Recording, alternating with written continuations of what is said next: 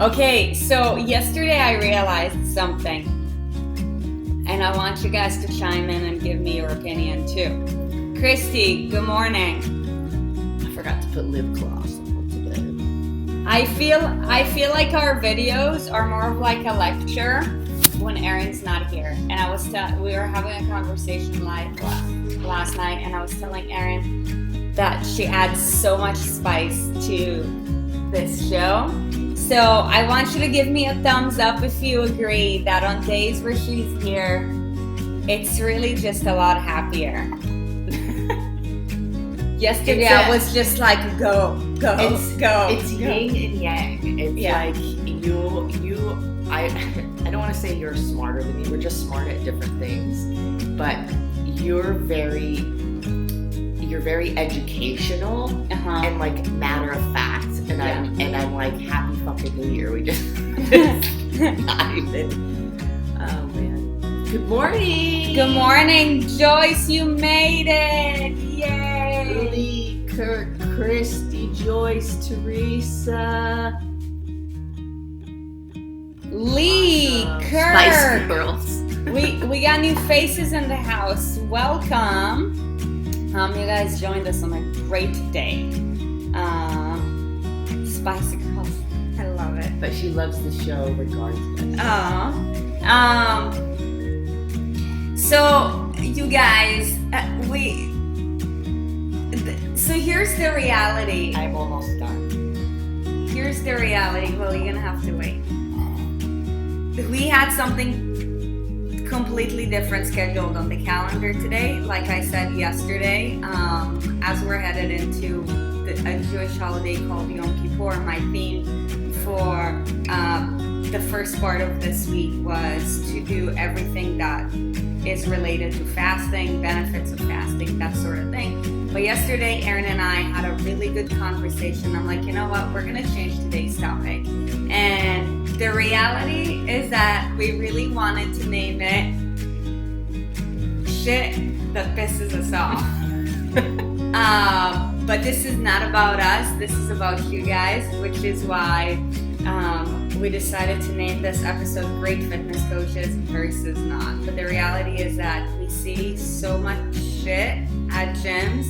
We see some trainers doing some things, and it's really, before we head into today's topic, it's not to bring down anybody, but number one, as a consumer, for you guys to create awareness so you know what to watch out for. And if there's any trainers, fitness trainers or coaches in the room who will ever who are either going to listen now or going to watch back in a couple of weeks, months, or years from now, just listen to these things, take it with a grain of salt, because if you're currently doing this, then just know that the longevity of your business is going to suffer. Okay? That's a great way to put it. We had the discussion yesterday.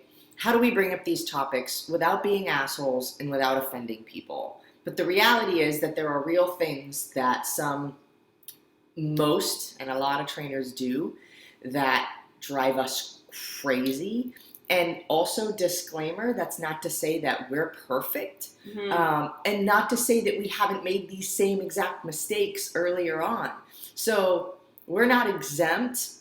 However, we've had enough time in the game to learn from experience, which is more than what any book could ever teach you, or any seminar can ever teach you, and it's very much client focused. Yeah. Which I think is the bottom line downfall of where most trainers lose it. Yeah, and whatever industry you're into, like, think about, how can I take this to my own practice today? Like, remember, by the end of the day, it's never about you. It's all about the service that you're providing to the consumer who's consuming your services.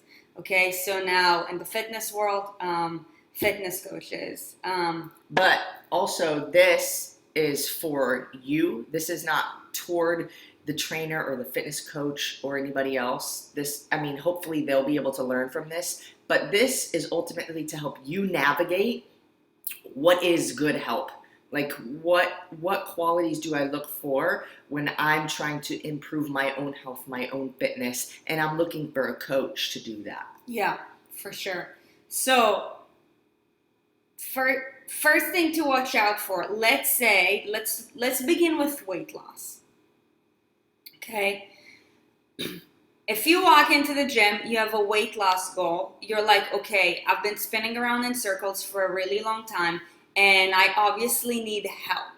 Okay, the first thing that you need to do is, rather than trying to spin around in circles and do the same thing that you've done for months and years and basically not achieving any result, is go get the help from a professional, okay? Because otherwise, what you're gonna find yourself doing is adding ton of frustration and loss of hope, wasting a lot of time, and also wasting a lot of money, trying a lot of things that are not sustainable. Think about how much money you're actually going to be saving by doing the right thing. Can we do a comments real quick in the comments? How many things, if you even know, if you can even remember or count on enough hands and toes, how many times you have purchased something health and fitness that didn't work for you and it felt like it was a waste of your money?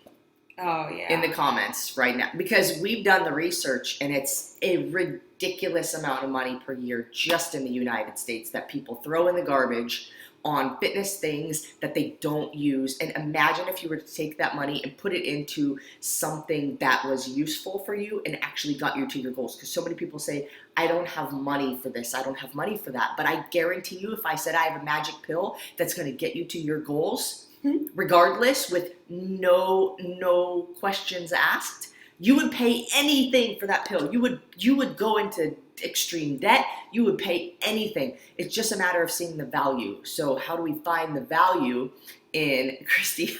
$1 million plus. She already spent over $1 million.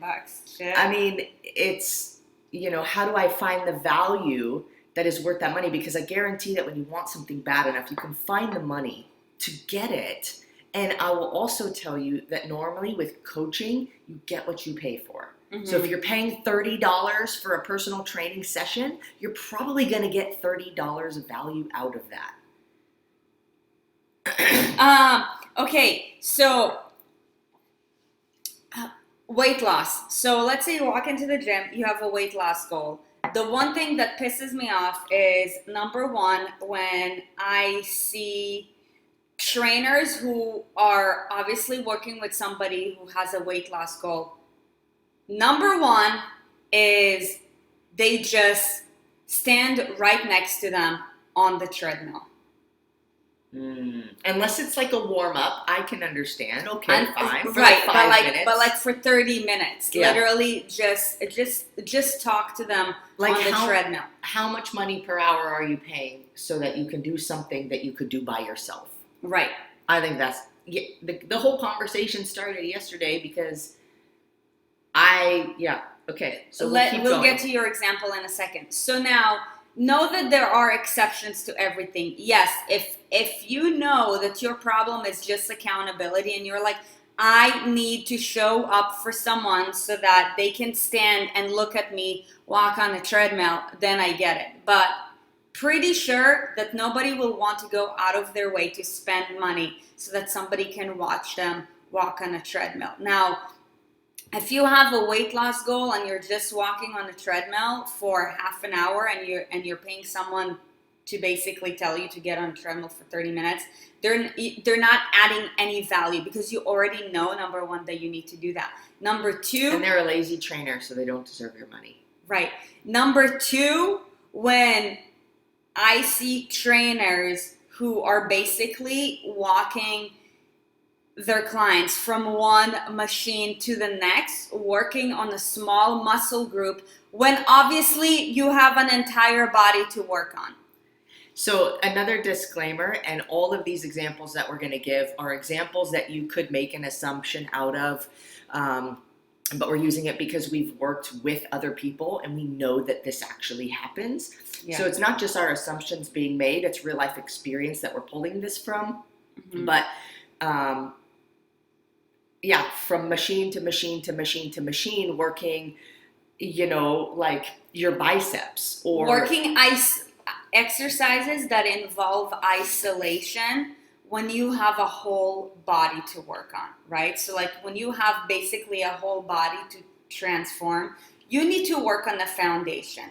You need to think about how can I target as many muscle groups in the least amount of time in order to provide a hormonal response. Now, when you do isolation, this is what I call the fine tuning. It's almost like if you have a completely messed up car, broken down, can't move, and you're just trying to fine tune the mirrors. You're like, let me fix this light that's on in the car. Meanwhile, the car doesn't run. Right. Like, why? Right. Or like, fix the mirrors. Let me get you better mirrors. That sort of thing. It's a great analogy. Thanks. Yesterday I had a great analogy too. Yeah, you're too. killing it. I know. My analogies have been amazing.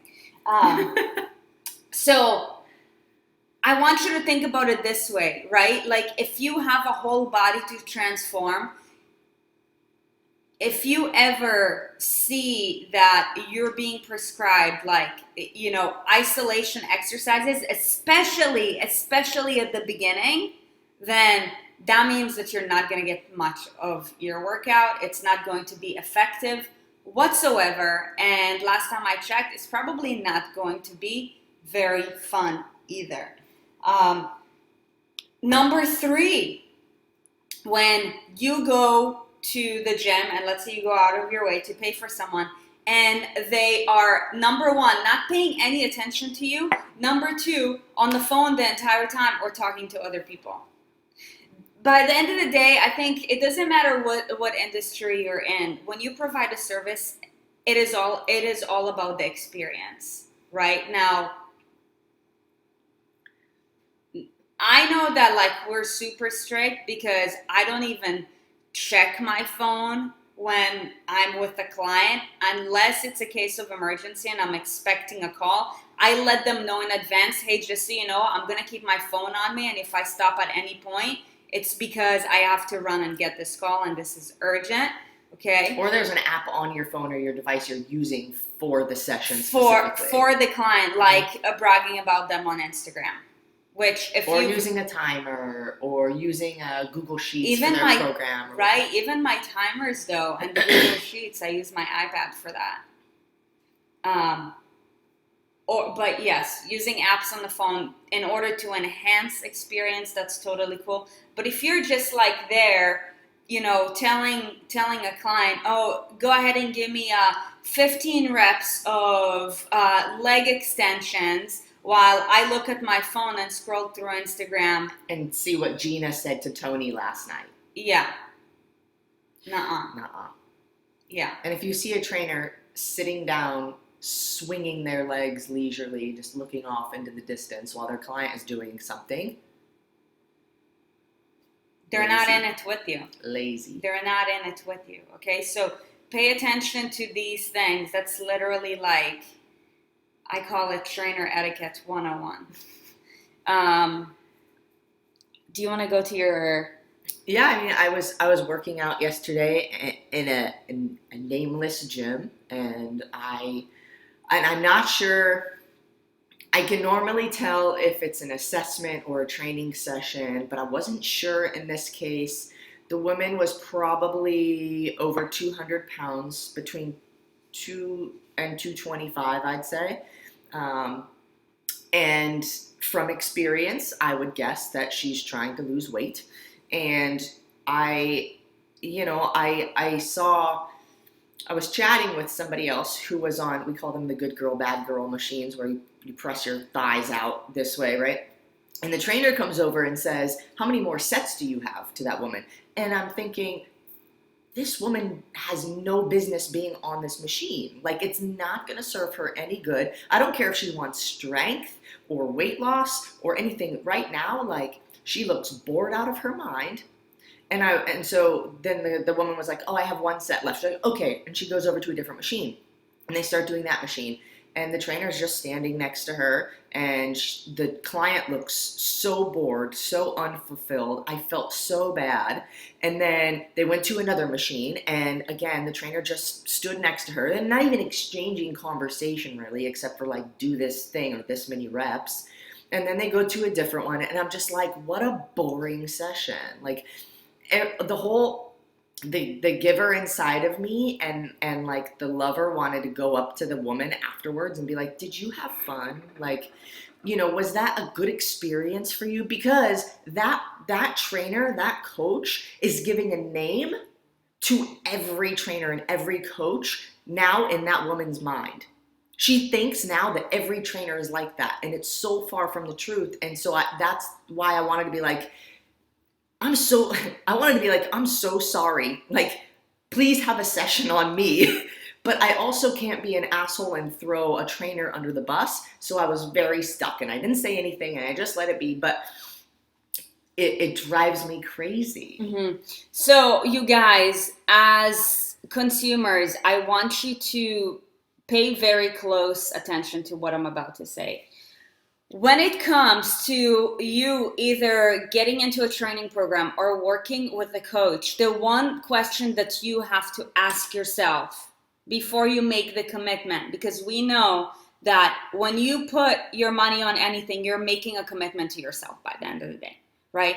And that is, what value am I getting out of this, right? So if you are considering working with a trainer and you ask yourself the question, what value am I getting out of this? Do I actually need a trainer to tell me to go on this machine? Where, quite frankly, I think, and this is for any trainer, like if you want to think about the longevity of your business and the value that you're adding, you probably will need 1 to 3 sessions most to introduce anybody to any machine. Machines are super easy. Like, there's instructions on them.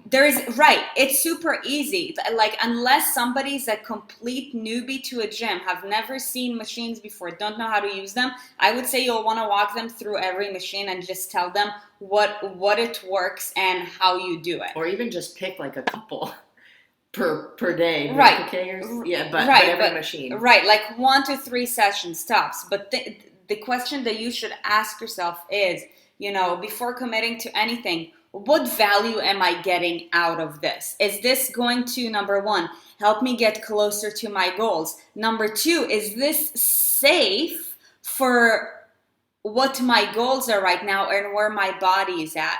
Number 3, is this an effective form of training, or am I wasting my time, potentially could be doing more on my own without anybody telling me hop on this and just making the situation more awkward? I mean, come on. No, I don't think any woman wants to open her legs in front of another woman, like telling her, okay, do this 15 times, I mean. And this goes for any online program, any in-person coaching, anything. And ask yourself too, value is not just the tangible items you receive. Value is not just what you're getting. Value is what fucking problems are being solved for you. Right? Which one of my problems are being solved, and how much does that positively impact my life? That is how you will decide how much money you will put down on any program, any in-person coach, anything. Because I'll tell you right now, as coaches, we charge more than a lot of people. Granted, we are in Southern California and we can, but 100% we're worth it. But a lot of people are, and you'll see too, if it's somebody independent, they're scared to charge above a certain amount because they know they're not going to bring that value. And so that's what I mean when I say you get what you pay for. Usually, the people who are not worth it are scared to ask for it because they know they're not. And so, I mean, so for any program, anything that you do, online, in person, whatever, what is the problem that's being solved, and how much is that worth to me? How much does that change my life? Yeah. Not how much weight can I lose. It's how does losing that weight positively affect all the other areas of my life? And is that worth it? Oh, that's powerful. Because it's not just like, oh, I want to lose 20 pounds. Let's be real. You don't just want to lose 20 pounds. You want to look sexier in front of your spouse. You want to not be afraid to look at yourself in the mirror and be sad when you're like jumping in the shower, right? Like these are the problems that are being solved. It's not a matter of, I need $1 million. You need $1 million. You want $1 million because it solves some kind of problem you think you have. You want to lose weight because it solves some kind of other problem that you think you have. So I would actually look inside too and say, what is the problem I need solved? And let me find the person who can solve that problem. And then I can give them any amount of my money because I know that my problem will be solved. Yep, because otherwise I'll just be spinning around in circles. And it's not just money, it's time, it's effort, it's mental and emotional energy. There's so many resources that go into it. And I'll tell you right now, when something's worth it to me, I'll put every single one of my resources into it. Time, energy, money. Those are the 3 biggest ones. Yeah, for real. Another example of shit that we see at the gym that drives us nuts. The other day, I was working out and there was this person, coach, training, starting a session with one of his clients. Now, the client, I would say 60s, probably like mid 60s. What would you guess, if you guys could guess the goals of somebody in their mid 60s? Actually, he was 72.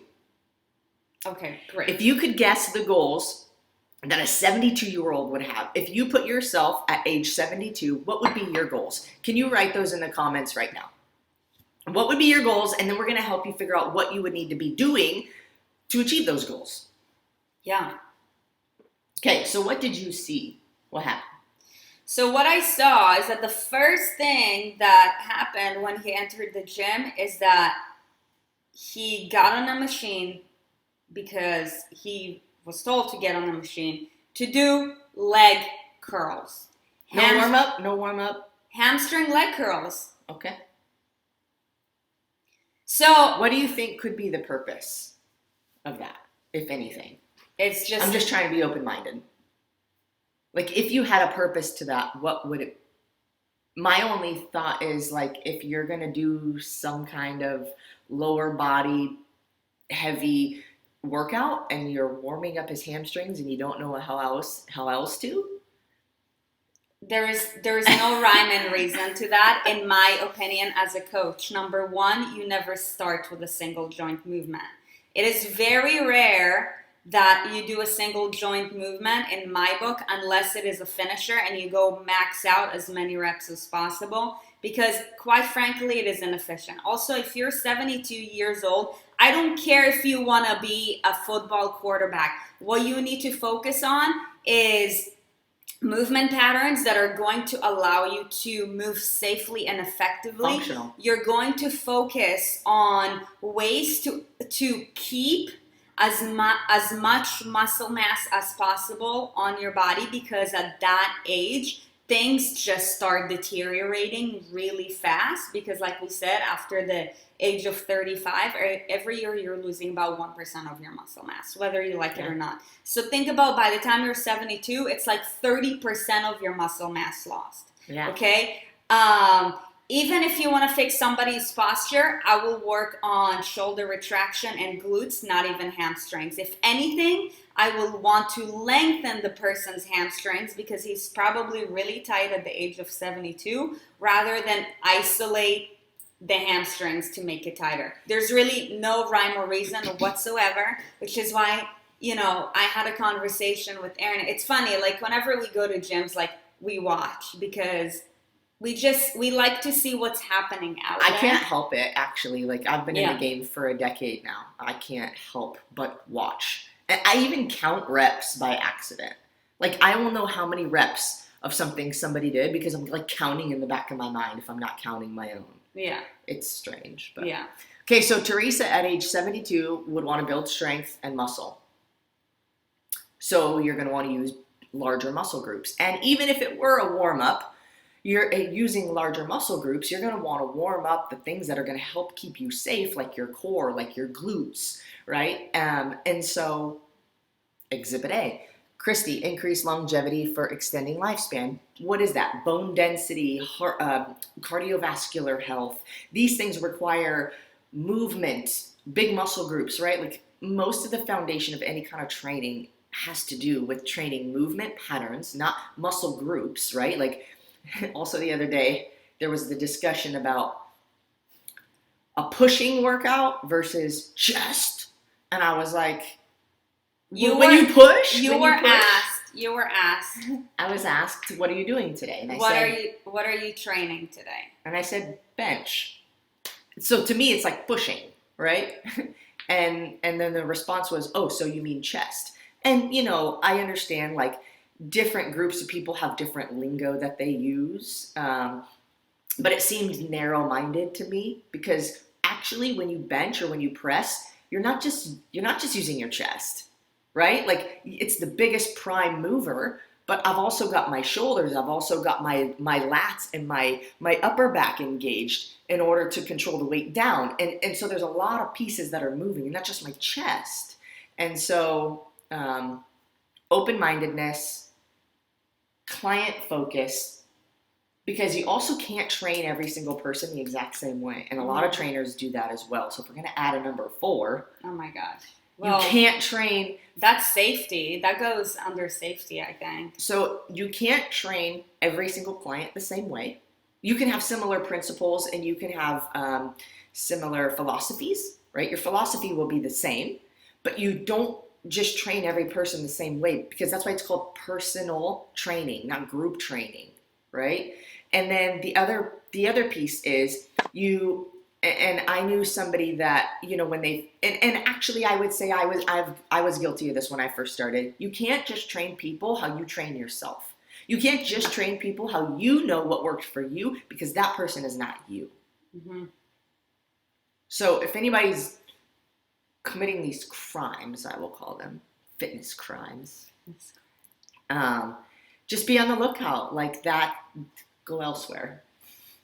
Unless you want to help that person learn and give them experience. But that would be very gracious of you. And I think that that's not your job. If you're paying money to get results, your job is to find the person that works best for you.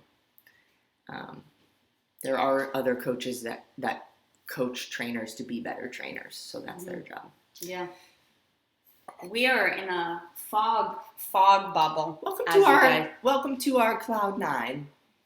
Seriously, you guys, you know, really, I'm a firm believer that people in your life come for a reason, a season or a lifetime, whether it is somebody that's providing for you a service to enhance your lifestyle or to solve your problems or anything else that may be. So really, if you know that you have any specific goal, whether it's performance related, aesthetics related, or longevity related, by the end of the day, if you have a goal, that means that you have some problems that have to be solved. But that's just a part of the human experience, right? And if you are the kind of person who is always trying to be better, you always have a goal. Yeah. Which means you always have a problem. Yeah. It might not be a big problem, but you always want to get better, so it's there. If you currently are actively, you know, having somebody overseeing you, holding you accountable, creating some kind of program for you to follow, Jason, my dude, if you're still in the room and you go to Speakeasy, literally shout out to the CrossFit Speakeasy crew because that gym is bomb.com and the coaches there, like what they do is amazing and it's completely rare. But the reality is that it's very hard to find somebody who is your person in the sense that they truly care about you. They know their shit. They walk the walk, talk the talk, and they can help you solve your problems and get closer to your goals. And your personality matches. Yeah, for sure. Not every trainer's personality is going to match with every client.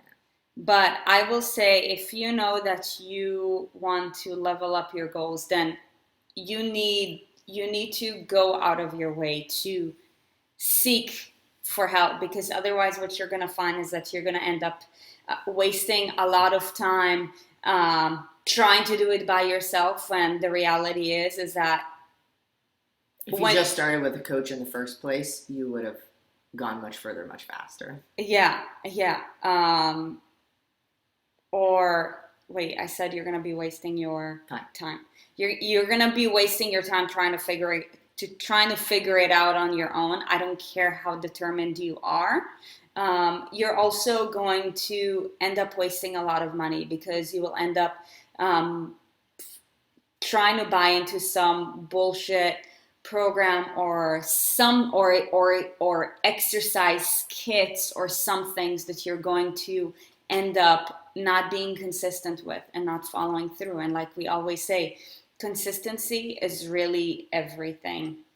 So, this message is for you guys, so that, wherever you are within your own journey, you will have the tools to understand what are the things that you need to really watch out for, because there's a lot of BS going on, and quite frankly, I just find it hilarious. And the knowledge to navigate coaches. Yeah, and the knowledge to navigate coaches, and also knowing what is best for you, and also maybe sympathizing with you if you're currently in a situation where you're like, shit, like they're saying some things that are hitting home right now. And any good coach will provide value to you for free before they ask you for money. Any good coach will give you something for free to prove that they are worth whatever they end up asking you for.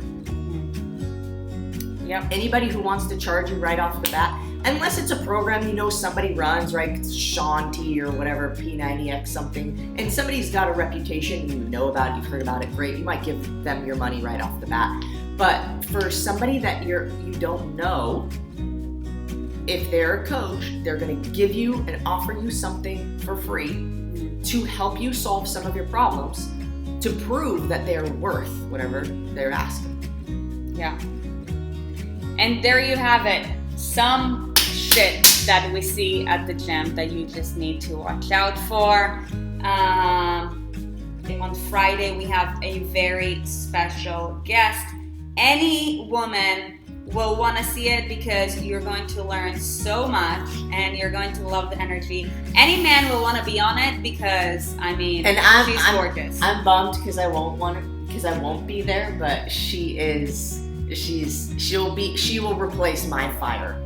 I would say she'll bring the house down. Yeah, for real. So you guys, we have some great things happening this week. If you found this message helpful today, if you know that any of your friends are currently kind of like at a fork in the road within their journey, and they're like, I kind of feel stuck, don't know what to do, literally comment with their name on this video, or just share this on your wall and tell them to watch it. Something so that they will know what to watch out for, so that they'll be able to ease themselves of wasting their money and time and all these things, and be able to make a better decision, right? Because finding the right mentor in anything is hard. It really is hard, but it's possible. We have coaches too, and until we got to our set of coaches that help us to level up, we had to go through 5 coaches in like 1 year. So know that we're all in the same boat. You know what I mean? So click the share button, put it on your friend's wall, and say, you gotta watch this. Yeah. Easy as that. Thank you. Enjoy your day of reflection.